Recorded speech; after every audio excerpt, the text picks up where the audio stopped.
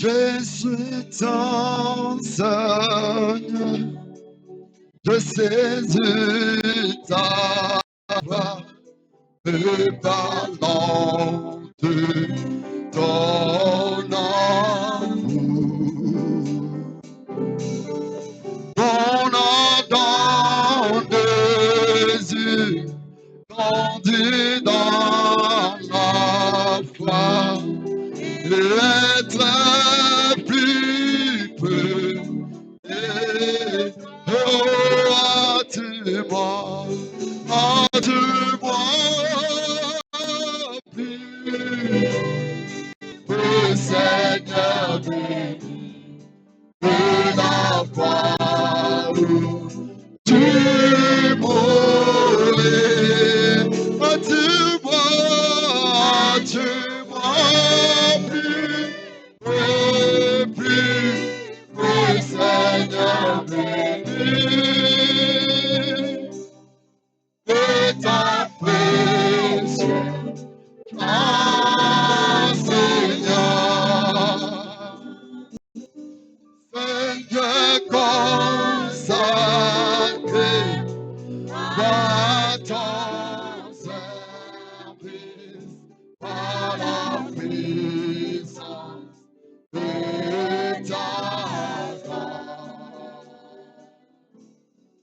Que mon âme t'invoque avec ferme espoir de ta volonté soit. Hâte-moi plus, Seigneur béni, de la croix où tu mourais. Hâte-moi plus, Seigneur béni, de ton précieux plan, Seigneur. Il y a des profondeurs d'amour que j'ignore, tant que je ne passe la nuit. Il y a des gueules de joie que j'ai fait atteindre en me reposant.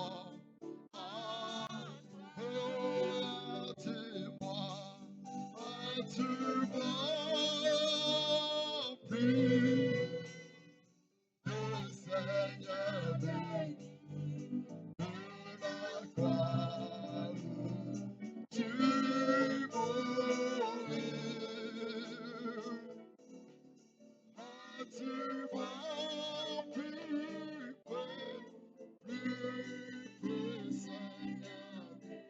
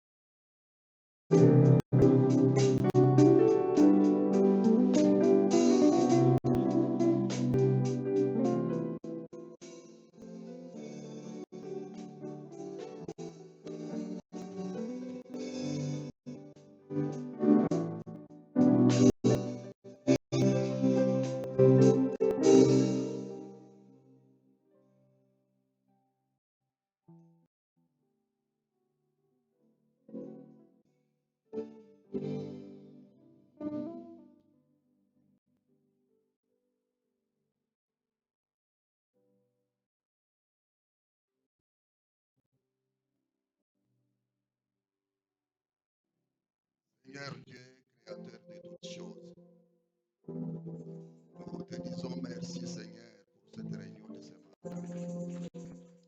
Nous sommes rassemblés ici à ton nom. Nous avons besoin de toi Seigneur ce matin. Parle-nous Seigneur pour que nous soyons consolés dans nos cœurs. Parle-nous Seigneur pour que nous soyons guéris de toutes nos maladies. Parle-nous Seigneur pour que nous soyons bénis. Que nous puissions quitter de cet endroit Seigneur comme c'est qui était avec toi sur le chemin de Maïs. Chasse tous les démons d'incrédulité, Seigneur. Je demande ta présence du début jusqu'à la fin. Au nom de ton Fils Jésus-Christ. Amen.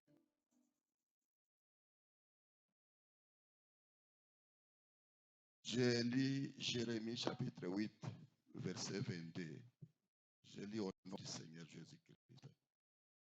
N'y a-t-il point de baume en Galade? N'y a-t-il point de médecin? Pourquoi donc la guérison de la fille de mon peuple ne s'opère-t-elle pas? Vous pouvez vous asseoir. Je vous salue dans le nom du Seigneur Jésus-Christ. Vous pouvez acclamer le Seigneur.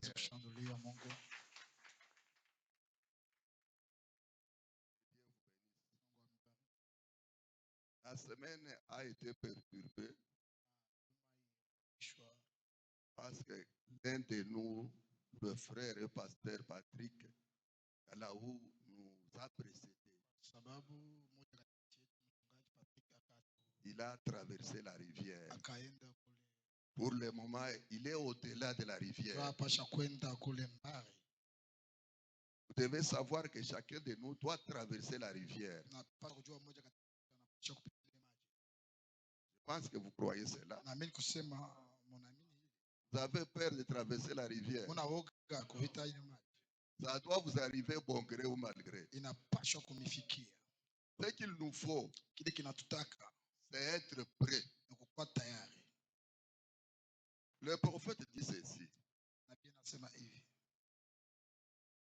Faites que vos péchés vous précèdent. Mais si vos péchés vous suivent, vous aurez des ennuis à la rivière. Le péché qui vous précède, c'est le péché confessé. Confessez vos péchés pendant que vous êtes encore ici. À ce moment-là, vos péchés vont vous précéder. Si vous les cachez, à la rivière, vous aurez des ennuis. Dieu va vous demander pourquoi vous n'avez pas confessé. Pourquoi vous n'avez pas crié ce message. Vous aurez des ennuis. Soyons toujours prêts. Parce que son tour est fini. Et notre tour nous attend. Quand votre tour viendra de traverser, il faut que vous soyez prêts. Il y a des fois, nous disons que le frère est mort.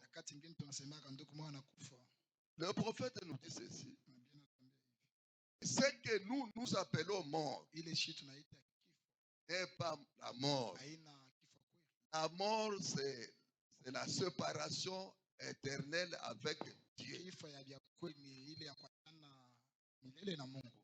que nous appelons mort n'est pas la mort. C'est quelqu'un qui meurt dans le péché. C'est celui-là qui meurt. Ça, c'est un changement seulement de résidence. Vous quittez ce corps pour entrer dans un autre corps. Comme dit la Bible, et si cette tente est détruite, il y a un autre qui nous attend. C'est dans cette tente où le pasteur Kalaou est parti. Le prophète dit encore ceci. Quand quelque chose entre en contact avec Dieu, cette chose doit changer. Un pécheur rencontre Dieu. Il doit être changé. Même la mort, quand la mort a rencontré Jésus à la croix, la mort a perdu l'aiguillon. Quand une abeille perd son aiguillon, il ne peut jamais piquer. Hasiwezi tena kufanya vibaya. Si la mort a perdu son aiguillon, Kama lufu inapoteza ile uwezo yake, il ne peut rien faire contre le croyant. haiwezi kufanya tena kitu kwa La mort, c'est un moyen de transport. Lufu ni fasi ya kungiria. C'est une voie qui amène à la présence de Dieu. Ni gari moja inakuleta mwe. Vous n'irez pas à la présence de Dieu avec une voiture fabriquée par l'homme, ou l'avion, ou la moto. C'est la mort qui va vous amener à la présence de Dieu. C'est pourquoi le prophète avance même à dire que la mort, c'est une chose brillante. Je suis content de ce qu'il y ait la mort, dit le prophète. La mort nous fait sortir dans ce corps appelé Nazareth pour nous amener à la présence de Dieu. Ce qu'il nous faut, c'est être prêt. Ce matin, je vais vous parler sur un sujet que William Mario Branham a prêché, intitulé Pourquoi. C'est ça notre sujet. C'est Dieu qui pose la question. Pourquoi la guérison de la fille de mon peuple nous opère-t-elle? Pourquoi? Y a-t-il pas de médecin? Y a-t-il pas de baume? Pourquoi la guérison ne se manifeste pas? C'est sur ce sujet que nous allons parler ce matin.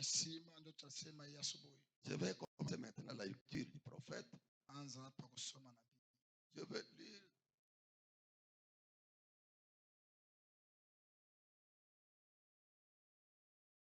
Baume à Galade, prêché le 24 novembre 1959.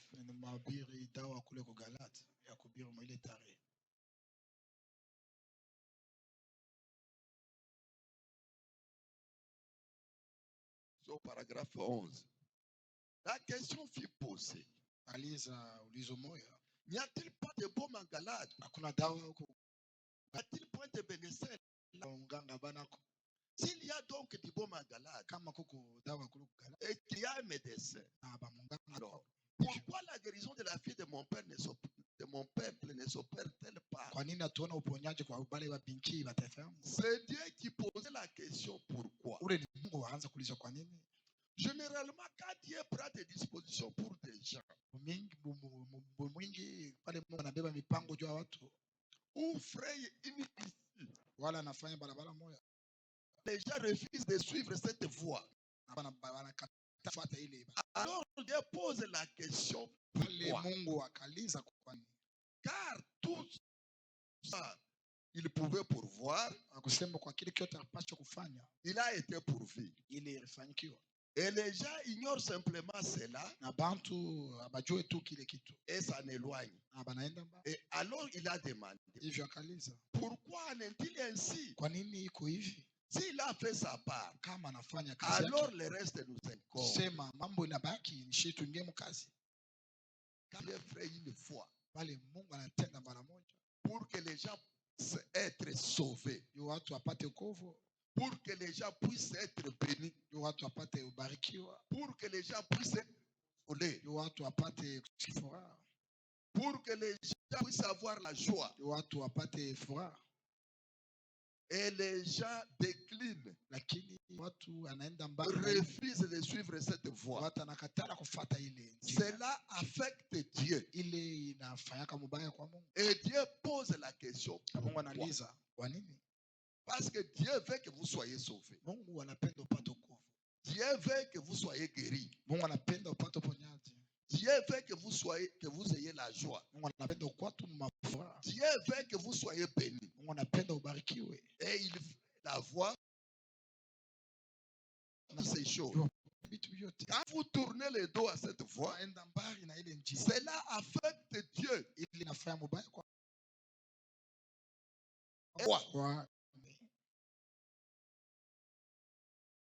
Dieu pose la question pourquoi. S'il voit toujours péché, naona tu una mazambi. Or, lui, il a tout déjà pourvu. Sema acha kutayarisha vyote. Tout ce qu'il fallait, il a déjà fait. Vyote vilitaka acha kuvifanya. Il a fait sa part. Aifanya kazi yake. Il nous reste aussi Mambo inabaki. de faire notre part. Tuanze kufanya ile mambo yetu. Quand Dieu fait tout pour vous sauver, Wale Mungu anafanya vyote kwa kupatia wokovu. il a fait sa part. Acha kufanya kazi yake. Il a donné son fils Jésus-Christ. Anatupatia mtoto wake Yesu Il Kristo. a payé le prix pour nous. Patie juu ya Il vous a envoyé. C'est à vous de faire votre part. C'est à vous aussi de faire votre part. Que vous ne faites rien. De votre côté, vous ne faites rien.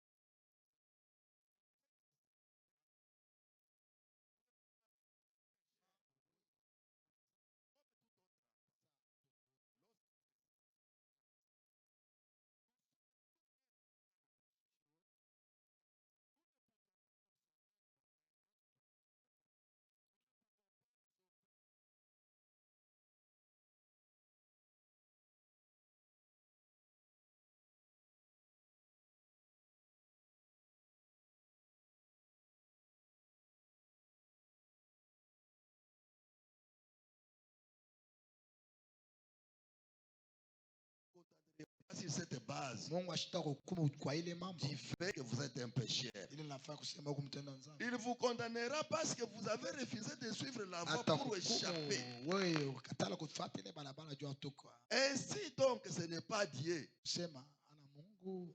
C'est vous-même. Ni wewe peke yako. Vous vous condamnez vous-même. Na jukumu peke yako. Et lorsque vous vous condamnez vous-même, na jukumu wewe mwenyewe. il n'y aura personne pour s'apitoyer sur vous. Mtu ule anaweza kukusaidia. Si ce n'est vous-même, ama ana wewe peke yako. C'est tout. Kunesha. Dieu ne vous condamne pas parce que vous êtes pécheur. Mungu ashukumu kusema wewe kumtenda dhambi. Dieu vous condamne lorsque vous ne voulez pas suivre sa voie. Mungu yeye anakuhukumu pale unakatafuata barabara. Il a pourvu ila anafanya pour vous échapper. Juu utokerea pale. C'est vous-même qui vous condamnez. Wewe ndio na jukumu. En refusant de suivre la voie tracée par Dieu pour s'échapper. Condamnez vous-même. Vous n'avez pas pitié de vous-même.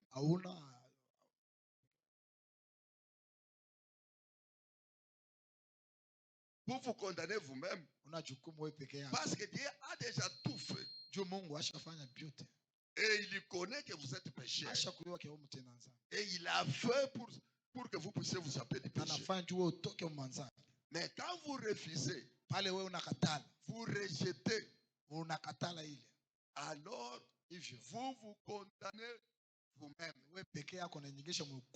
C'est pourquoi il pose cette question. Kwa maana anauliza Pourquoi? kwa nini? Dieu pose la question pourquoi? Mungu anauliza kwa nini? Parce qu'il a déjà tout fait. Tu ashafanya vyote. Mais c'est vous-même qui cherchez à vous condamner. Mambo ni wewe pekee yako ndio unatafuta hukumu. Il nous parle d'un roi. Anatusemea juu ya ile mfalme mmoja.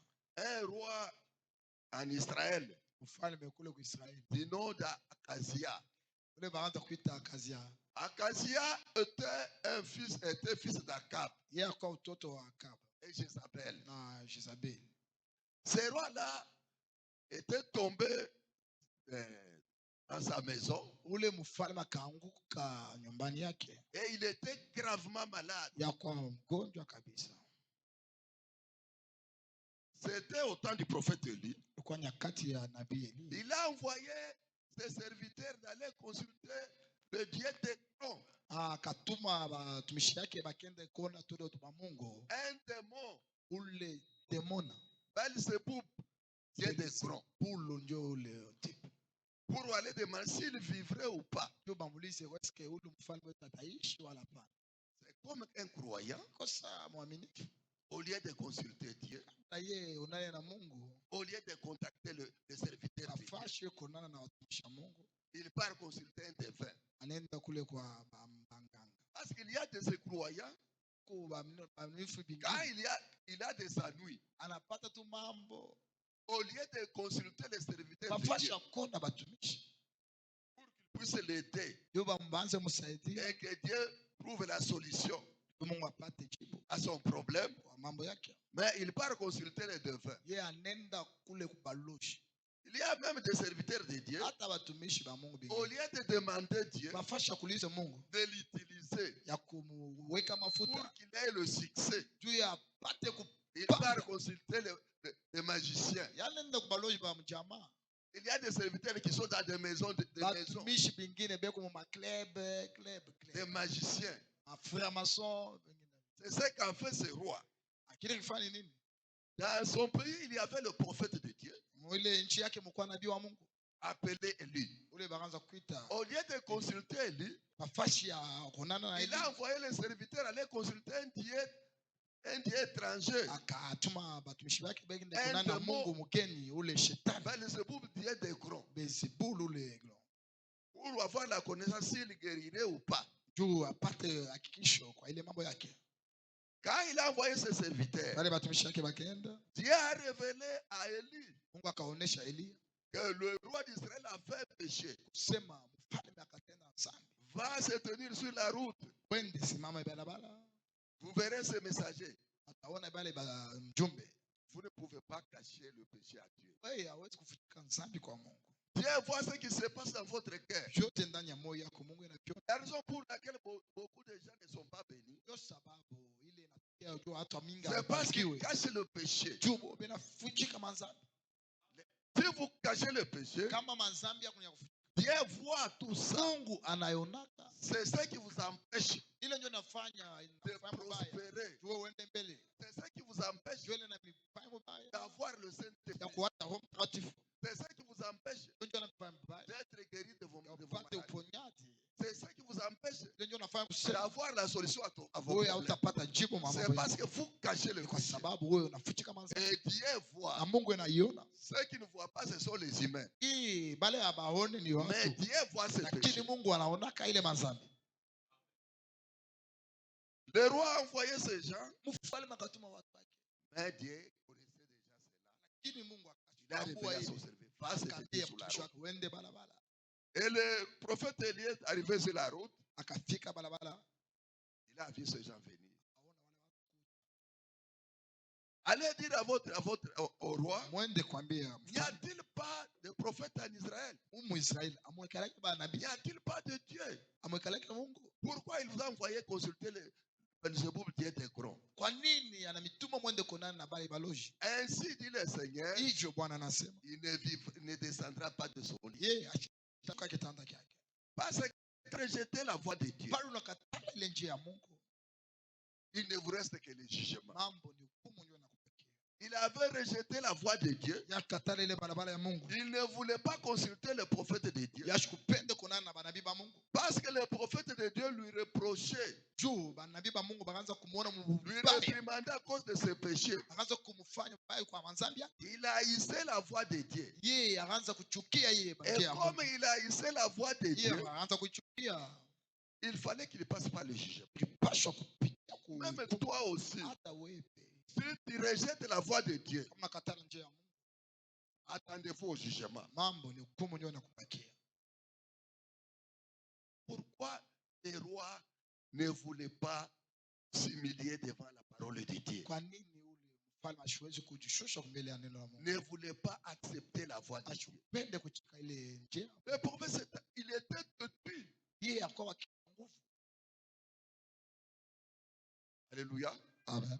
Les rois étaient têtus. Mfalme ni kichwa. Au lieu de s'humilier, Nafasi ya yeye kujishusha, au lieu de consulter le prophète nafasi ya kunana na manabii pour que Dieu puisse le guérir, juu Mungu ampatie uponyaji, il était têtu parce que le prophète juu nabii lui réprimandait à cause de ses péchés. akaanza kumfuatafuata juu ya manzambi yake. Il haïssait le prophète, Yeye akaanza kuchukia banabii, il haïssait la voix de Dieu. inachukia barabara ya Et Mungu, finalement, na mwisho le roi mourut.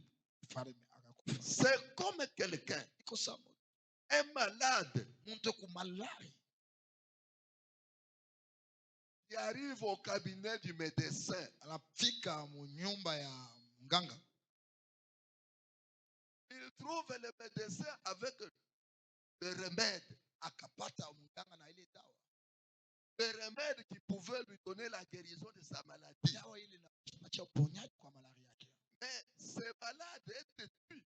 Lakini ule malari kichwa nguvu, Il ne va pas prendre le remède. yeye anaenda nyumbani anakatala kubeba dawa. Et si le malade meurt, Kama ule malari ce anakata n'est pas roho, la faute du médecin, mambo aina ya munganga ni la faute du remède. wala ya dawa, C'est la faute du patient. mambo ni ule malari Parce qu'il est têtu. juu yuko na kichwa nguvu, Il ne veut pas prendre le médicament. yashipende kubeba dawa. Quand on vous donne le médicament, Pale bena mpatia dawa, vous qui êtes malade, mwe ba malari, si vous voulez la guérison, kama unapenda uponyaji, prenez-les. anza kunywa madawa.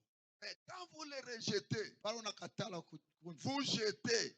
unaitupa, À l'absence du médecin, vous jetez ce mganga médicament. anatoka tu hivi unaikanyanga, Si vous mourrez, utakufa. ce n'est pas la faute du médecin, Mambo aina mambo ya munganga ni la faute du médicament. wala ile dawa, Pour dire que le médicament n'était pas efficace. usema dawa hii haina nguvu. C'est vous-même, Wewe ni peke yako, vous êtes têtu. huko na kichwa nguvu.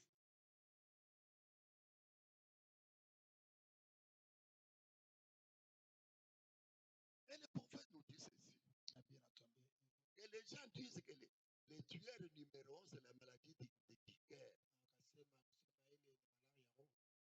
Le prophète lui dit, nabii anasema le tueur numéro 1, c'est la maladie du péché. uaji wa kwanza ile malaria ya C'est la maladie du péché qui tue beaucoup.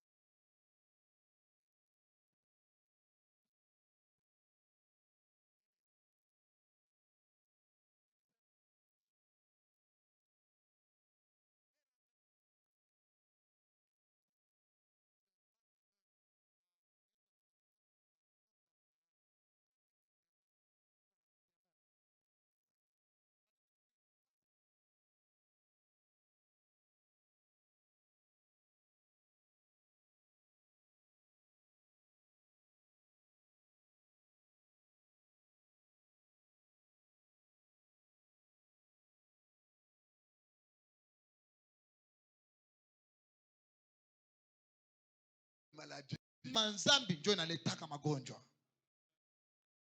Quand le péché se multiplie, Pale manzambi kuna yala. Plusieurs maladies aussi se déclarent. Pale malaria mingi, ma COVID binafika. Mambo ni manzambi. Qui est l'incrédulité Ile kutokuamini à la parole de Dieu de votre kuamini jour. kwa nini? Kwa neno ya nyakati yako. Et Dieu que nous adorons, Na ule Mungu tunaabudu, c'est Jéhovah Rapha. ni ule Mungu anapatiaka uponyaji. Il est là pour nous guérir de toutes Yeye nos kwako maladies. ndio atupatie uponyaji kwa malaria. Que ça soit la maladie de l'âme qui est le péché, Ta malaria nafsi ile kumja. que ça soit la maladie physique, Hata hii ya mwili. il guérit toutes nos maladies. Yeye anatupatia uponyaji kwa malaria yote. Croyez-vous cela? Unaamini hilo? Il est Jéhovah Rapha. Yeye ni ule anatupatia uponyaji. L'Éternel qui nous guérit de Wa toutes nos milele maladies. anatupatia uponyaji kwa malaria yetu yote. Il ne peut pas manquer les remèdes Ye ashikosaki dawa. pour nous guérir. Tupatie uponyaji. Je vais vous parler des remèdes maintenant. Hapa sasa tunasemea ile tunaitwa dawa.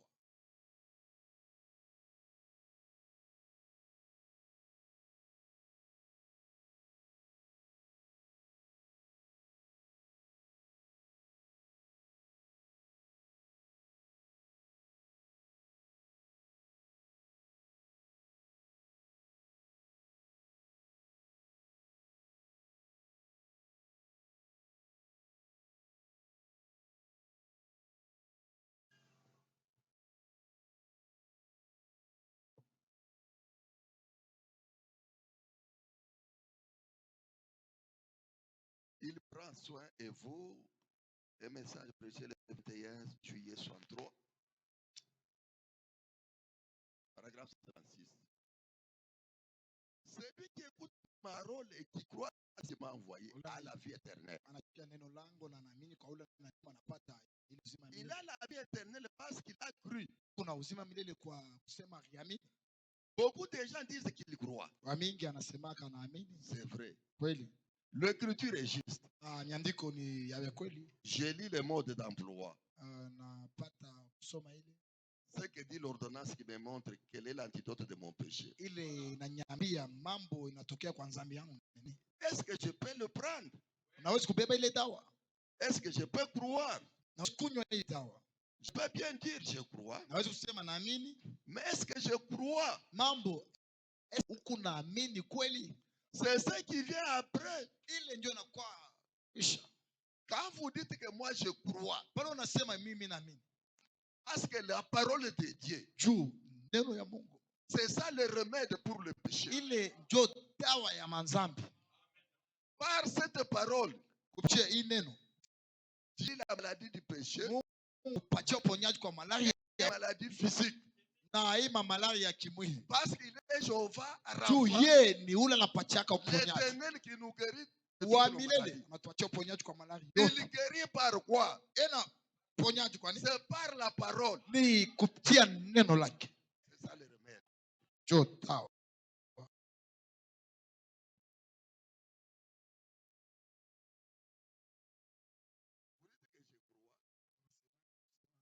C'est ça après. Ce qui montre que vous croyez, c'est après. Ile utakuwa kabla. S'il y a un changement de ce que tu étais, c'est kama kuko kubadilisha kwa kile ukuwa ya mwanzo, qui prouve que vous avez cru. ile ndio inaonyesha kama unaamini. Si vous dites que je crois, kama unasema unaamini, vous êtes toujours la même personne. Wa milele. Écoutez. Simplement lire et prendre connaissance de l'ordonnance. Mambo ni kusoma na kujua bila banaandika pale. Et guéri par la maladie. Ile haipaka uponyaji. Je connais ce que le a fait avec le prophète William. Kile nabii anafanya na nabii Branham. Branham a créé des écureuils. Akaumba na manyama ile maikirei. La plénitude est entrée dans William Mario Branham. Kuyala kote kwa Mungu ikiingia ndani ya. Le baptême c'est au nom de Jésus. Baptizo mdina Yesu. C'est l'ordonnance. Ile ni mkanda cha kuandika. Vous connaissez l'ordonnance?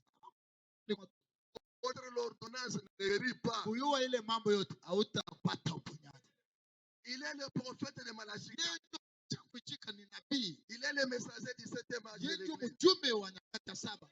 D'accord. Ah, merci. Quand vous dites cela, Tunasema hivi. nous dirons Amen. Tutasema yes. C'est l'ordonnance que vous connaissez. Connaître l'ordonnance kuyua hii mambo ne vous donne pas la guérison. Haitakupatia uponyaji. Connaître des citations. Kisha kujala na C'est là où Branham a parlé de les choses. Et les choses. Ne vous donne pas la guérison. C'est l'ordonnance que vous connaissez.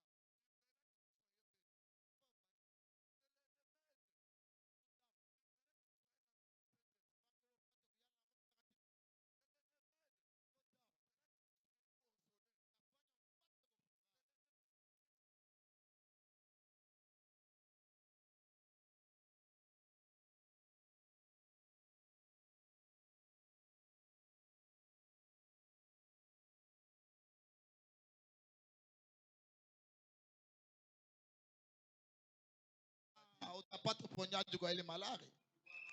Vous voyez? Unaona? Dans ce cas, ile mambo. L'évangile est comme un médicament. Kusema njili na kwa dawa. Il a été prouvé que les remèdes pouvaient guérir les patients.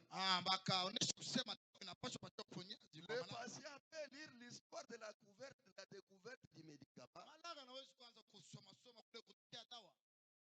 Il peut connaître tous les composants de ce médicament. Le nom du savant qu'il a découvert. Comme pour le vaccin sale. Si nous connaissons tout ce que dit la parole à ce sujet, mais que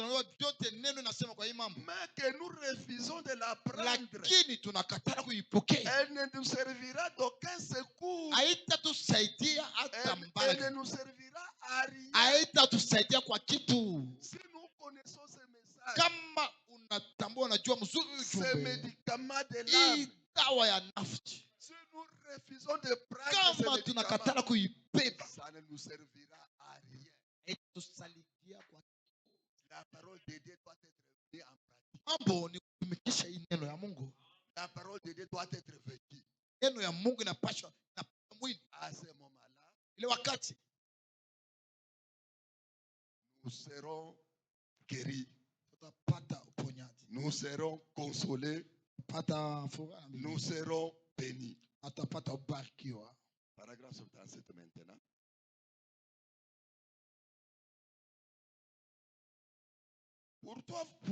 Pourtant vous dites, Namna nyingine mnasemaka. mais nous l'avons pris. Na sisi tulisoma.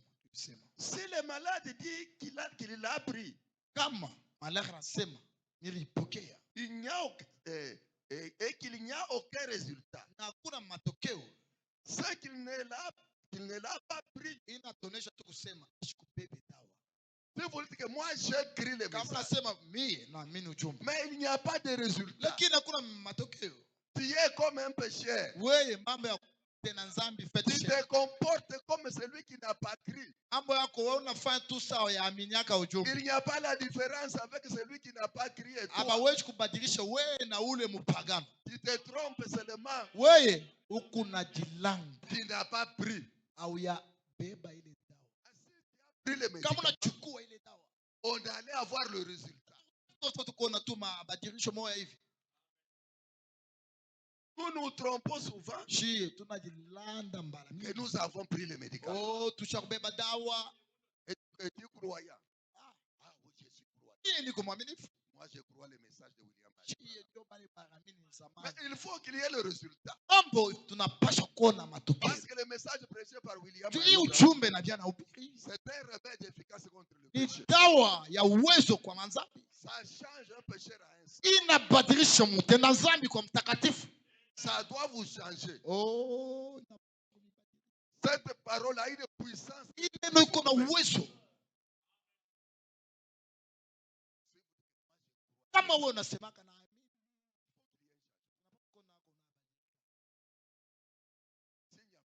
Kama kuna kubadilika. Vous trompez seulement. Wewe kuna jilanda. Vous mentez.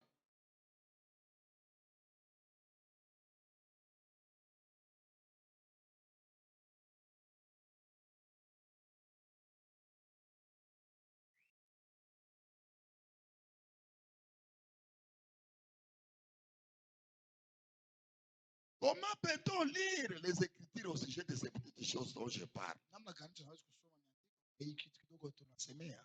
Des femmes qui se coupent les cheveux, Bamuke. portent Kata des manywele. choses, etc. Vala vya kupamba mama. Comment ces gens peuvent-ils se dire chrétiens Gani banaweza kujiita Kristo?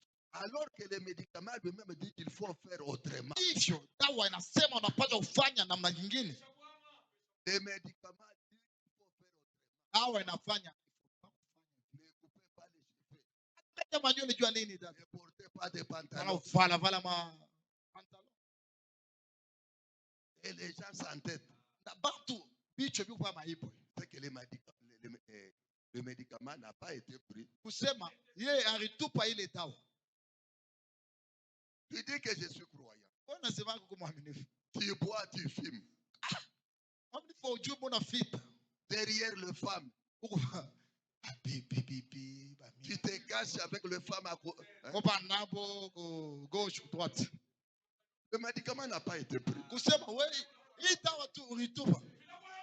Des péchés inconfessés. Manzambi ya kufuta.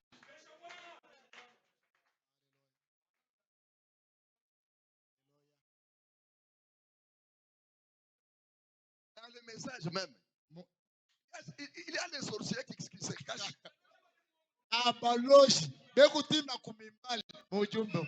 Tantôt dans les réunions des saints de Dieu, Bekupana katika en batakatifu. train d'écouter la parole, Eko nashika na et neno. après dans les réunions des sorciers, Na ukutano ya baloshi unamupata tena ule ndugu mule. et puis dans les réunions des magiciens, Unaenda kumanganga frère vous unanikala. dites que j'ai pris les médicaments. Mais wanasema kasha kubeba dawa. Vous n'avez pas pris les médicaments. Weye peut-être usabu dawa ula. C'est lui qui a pris les médicaments. Ula shaku kunywa ile dawa ningie mkinywa. Produire les résultats. Tunapaswa kuona matokeo. Parce que le médicament a une effet efficace Juu dawa iko na uwezo kabisa. contre le péché. Inakubuka. Voilà. Dieu pose la question pourquoi. Mungu anauliza kwa nini? J'ai donné le message. Peleka ujumbe. Les médicaments efficaces contre le péché. Ya nguvu kwa manzani. Pourquoi la guérison ne sont pas? Kwa nini uponyaji atuione na macho? Il a déjà fait sa part. Acha kufanya kazi yake. C'est à nous de faire notre part. Mambo shie tuingie mkianza. De croire. Tuamini. De mettre la parole en pratique. Tutumikishe hii neno. La maladie nous quitte. Na pale malaria inatutoka. Nous soyons guéris. Na tunapata uponyaji. Comment peut-on faire cela? Vous direz, mais j'ai dansé dans l'esprit. Miringia miranguka minafunja kichwa. J'ai parlé en langue. Ikasema lugha. Cela ne veut dire strictement rien. Ile aioneshi aiseme kitu. Votre vie elle-même prouve que vous ne l'avez pas pris. Maisha yako inaonyesha kusema au kubeba dawa. Je suis vase. Merci Seigneur. Je prophétise. Nasema kama Je lugha. parle en langue. Nasema lugha.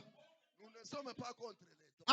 Atukatale mazawadi. Votre vie. Mambo ni maisha yako. Vous avez pris le médicament. Inaonesha kusema wewe ushakubeba dawa. Tu mazawadi yote sont imités par le diable. Shetani na yeye anasema kama lugha. Mais il ne peut être la parole du diable. Asiwezi kuweka neno ya Mungu mkazi. Il ne peut jamais avoir la vie de la parole. Asiwezi kuishi neno. Mais il fait tout le temps. Lakini yana preshaka na tabiri anasema lugha.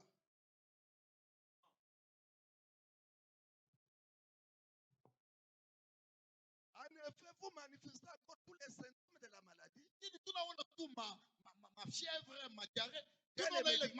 Quel médicament est censé guérir? Toujours des critiques. Oui. Oh, je ne me parle pas avec celui-là. Vous avez encore les symptômes de la maladie? Il est malade.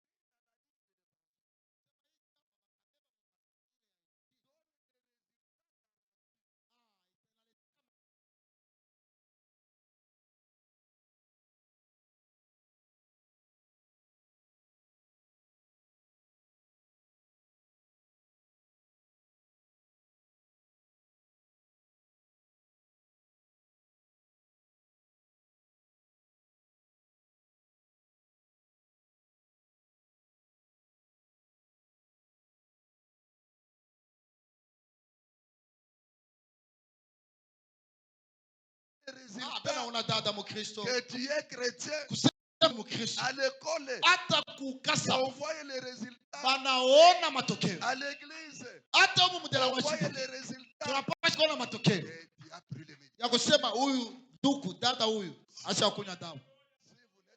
différent avec les malades, les incroyants, que vous n'avez pas pris les médicaments. Je vous conseille, mon frère et ma soeur, pendant qu'il est temps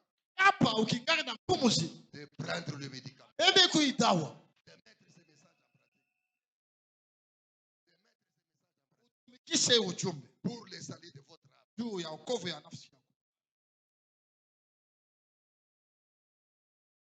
Pour que les résultats puissent se manifester. Il y a des gens qui disent qu'ils sont des croyants. Ils disent, je suis un croyant. Je crois. Mais que la lumière de l'évangile le frappe. Frère, qu'ils prennent les remèdes à l'instant même. Alors on verra les résultats. Il y a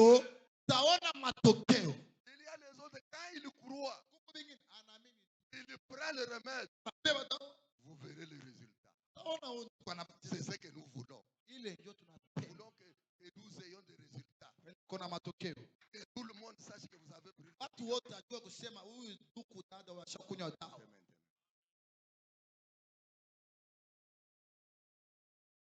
Et que la lumière de l'évangile, le frère, et qu'ils prennent le remède. À l'instant même, alors on verra le résultat. Certainement.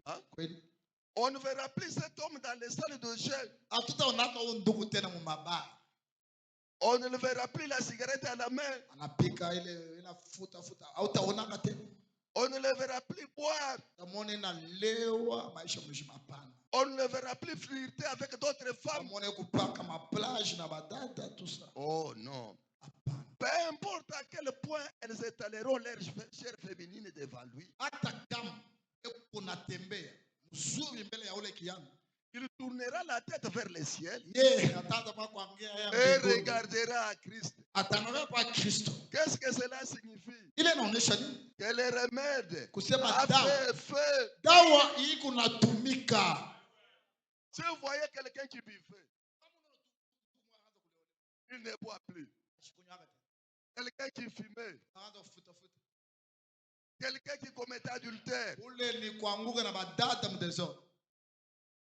voyez votre mari, il arrive seulement à vous demander pardon. Mon épouse, voilà, écoutez ce que j'ai fait. J'ai fait ceci, j'ai fait cela. Il commence à confesser tout ça.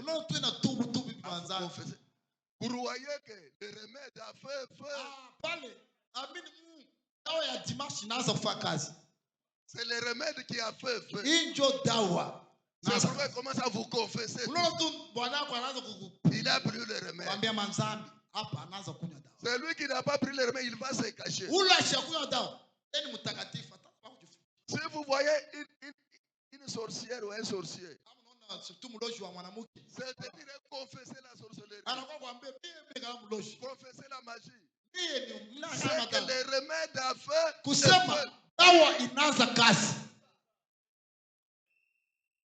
Si vous voyez votre femme, vous commencez à vous confesser ce péché. C'est qu'elle cachait. C'est qu'elle cachait. Ne soyez pas enflammés contre elle. Vous voyez que le remède a fait.